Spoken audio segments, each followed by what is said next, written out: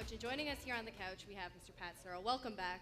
Thank we love you. having you here on the couch. Welcome. And Thanks, obviously, the buzz around campus, election night, it had to be postponed. There's a lot of people saying different things. Maybe it was hacked. Some people rigged the results. Would you mind clearing up what exactly happened? Yeah, for sure. So about at 8 p.m. on Tuesday night, our website was compromised. And when I say our website, I mean that it was the university's ITS server was compromised. Okay. So when people went to voteusc.ca, it was redirected to the vote website, and that's the website that was compromised.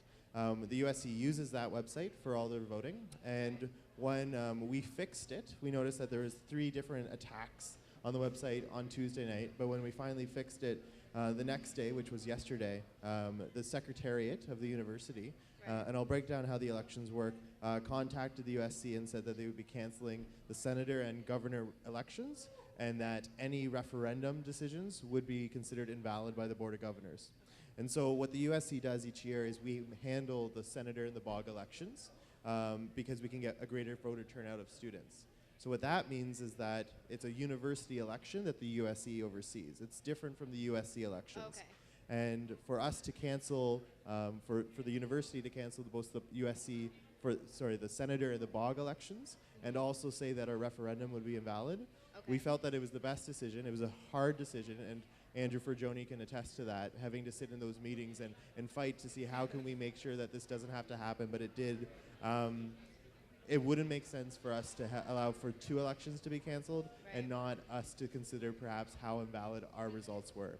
Now, we don't know, and that's the thing, whether or not the numbers were compromised. There's no assurance that they were, but there is no assurance that they weren't. Okay. So what then we found out, it was around 2:30 in the afternoon that we found out. We found out around the same time that the presidential candidates found out. It wasn't much of a gap in space because we had to make sure that it was also all candidates that found out, because everyone was pushing so hard to make sure that everyone got the word out to vote. And our heart goes out on behalf of the executive. Our heart goes out to every single candidate who ran in this race. You run so hard when you know that you have such fierce competition out there and that you care so much. And everyone was so passionate this election, and we saw that on their faces. We saw that in everything they did. And to have to cancel it, it was the hardest decision that we as a board really had to deal with. So then when we found out, we informed the candidates, and then an elections committee meeting was held at 5:30 p.m. And then they decided what the future of elections will look like. And that's that when we come back from reading week, there'll be a blackout period during reading week, which means that no one will be talking about elections or allowed to talk about elections, because I know that a lot of students right now are tired of the election discussions. And then when they get back on the 27th, which is the Monday, that's the first day that campaign teams and candidates can contact their teams and start discussing what the 28th will look like. And the 28th is the first day that you can start digital campaigning. And then the 29th and March 1st will be the voting days. And so what we're doing is a revote, meaning that everything stays the same, but you have to recast your vote for the referendum, for the BOG, for the Senate, and for the USC elections. All right. I've been hearing that this hack is being attributed to Justin Bieber. Can you comment to the Justin Bieber affiliation? What happened with Justin Bieber in the hack? Well, unfortunately, what happened was when the person who compromised the website played around with the website, there was some usage of Justin Bieber's names and Selena Gomez. So it wasn't Justin Bieber who hacked it? I don't believe so, Just to confirm. but I don't know that information.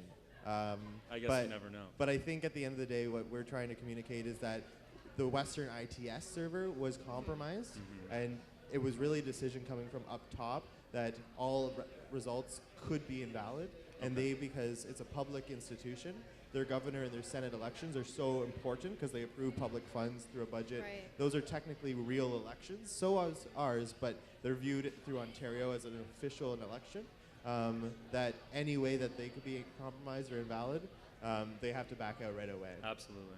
And right now, obviously, ITS is working on making the site stronger so this can't happen again. Do you know what steps they're taking to make it more secure?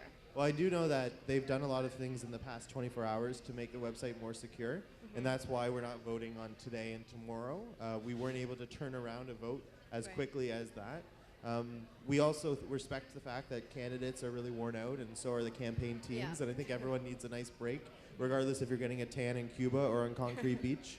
Everyone does deserve to take a break from elections.